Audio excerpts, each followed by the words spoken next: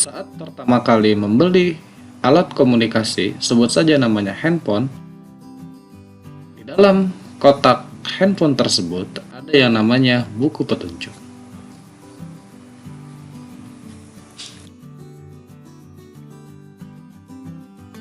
Apa gunanya buku petunjuk yang ada di dalam handphone tersebut? Buku petunjuk digunakan untuk mengetahui dan mengoptimalkan seluruh fungsi yang ada di dalam perangkat agar bisa bekerja dengan baik.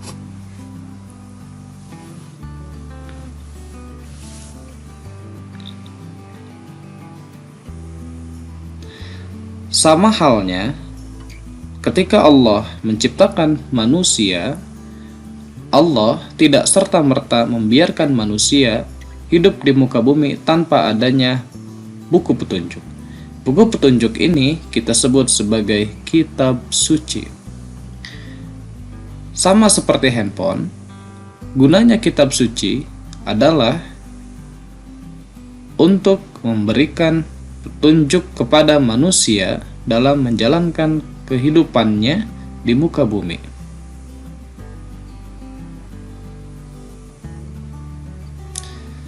Bismillahirrahmanirrahim. Assalamualaikum warahmatullahi wabarakatuh. Alhamdulillah, hari ini kita akan belajar pelajaran PAI bersama Bapak Dika Rahman. Insyaallah kita akan bahas bab yang pertama, yaitu iman kepada kitab-kitab Allah.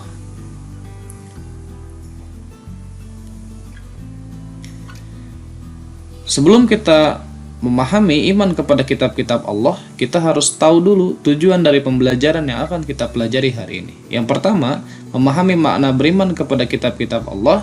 Yang kedua, menyajikan dalil nakli tentang beriman kepada kitab-kitab Allah. Setelah itu, kita harus tahu dulu materi apa saja yang akan kita pelajari dalam bab yang pertama ini.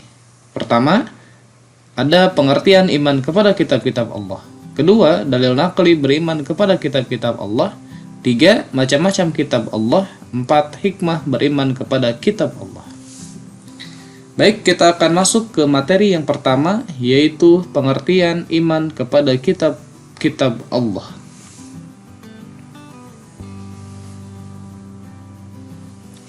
Secara garis besar, iman kepada kitab Allah adalah mempercayai dan meyakini dengan sepenuh hati bahwa Allah Subhanahu wa Ta'ala telah menurunkan kitab-kitabnya kepada para nabi dan rasul. Kitab-kitab tersebut berisi wahyu untuk disampaikan kepada seluruh umat manusia. Tujuan Allah Subhanahu wa Ta'ala menurunkan kitab-kitabnya adalah untuk menjadikan pedoman hidup bagi umat manusia agar tidak terjerumus oleh tipu daya setan dan iblis. Selain itu, dengan adanya kitab-kitab Allah, manusia dapat membedakan mana yang benar dan mana yang salah. Setelah kita mengetahui pengertian iman kepada kitab Allah, yang kedua kita akan bahas tentang dalil nakli tentang beriman kepada kitab-kitab Allah. Dalil nakli adalah dalil yang berdasarkan ayat-ayat Al-Quran, hadis, ijma, dan qiyas yang menjelaskan bahwa Allah menurunkan kitab-kitabnya.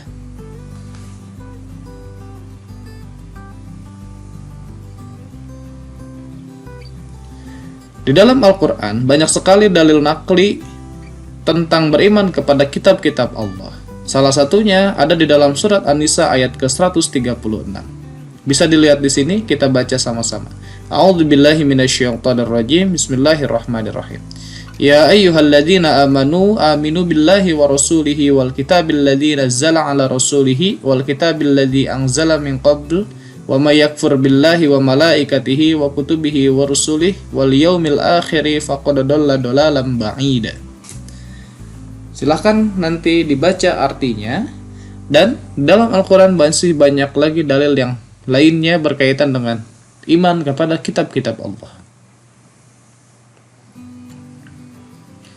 Nah, yang ketiga, kita akan bahas berkaitan dengan macam-macam kitab-kitab Allah.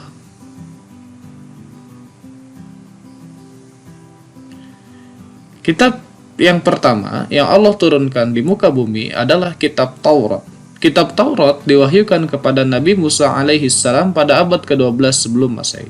Taurat berarti hukuman atau syariat. Kitab ini diturunkan untuk umat Nabi Musa alaihi salam, yaitu Bani Israel. Allah Subhanahu wa taala berfirman, "Wa laqad ataina Musal kitaba la'allahum yahtadun." Yang artinya, dan sesungguhnya telah kami berikan Alkitab Taurat kepada Musa agar mereka Bani Israel mendapat petunjuk. Surat Al-Mu'minun ayat ke-49. Kemudian yang kedua, Allah turunkan kitab Zabur. Kitab Zabur diwahyukan kepada Nabi Daud alaihi salam. Isi pokok kandungan kitab Zabur adalah tentang zikir, nasihat, dan hikmah. Kitab Zabur tidak memuat syariat yang baru, tetapi melanjutkan syariat kitab Taurat. Allah Subhanahu wa taala berfirman, A'udzubillahi minasyaitonirrajim. Wa rabbuka 'alamu biman fis samawati wal ard wa laqad faddalna ba'dan nabiyyi 'ala ba'din wa ataina Dawuda zabura. Artinya, dan Tuhanmu lebih mengetahui siapa yang ada di langit dan di bumi, dan sesungguhnya telah kami lebihkan sebagian nabi-nabi itu atas sebagian yang lain, dan kami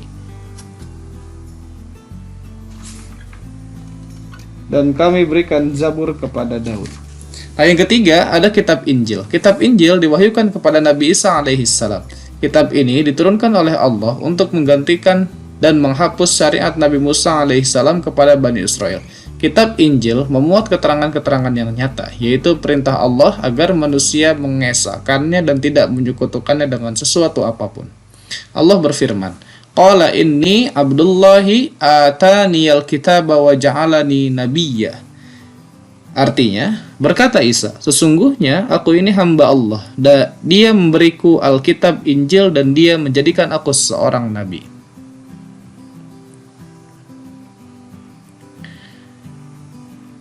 Yang keempat, Allah turunkan kitab Al-Quran.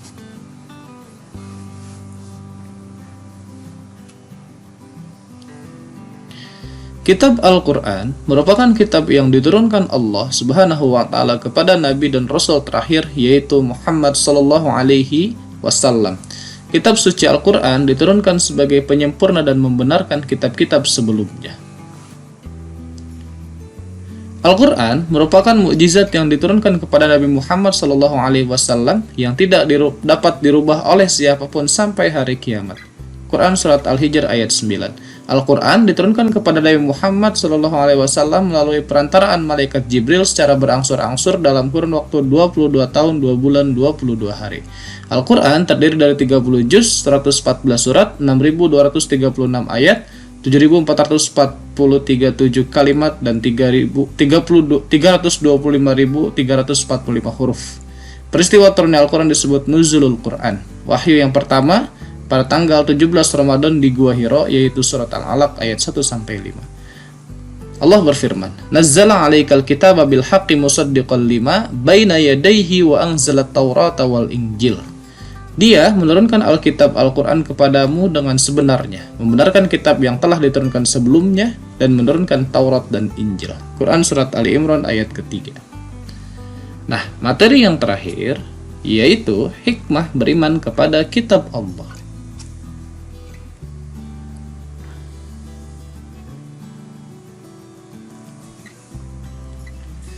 Di antara yang pertama, yaitu meningkatkan keimanan dan ketakwaan kepada Allah Subhanahu wa taala, karena telah menurunkan kitab suci sebagai pedoman hidup. Yang kedua, meyakini adanya para rasul Allah yang telah menyampaikan risalahnya. 3. Senantiasa menjalankan segala perintahnya dan menjauhi segala larangannya.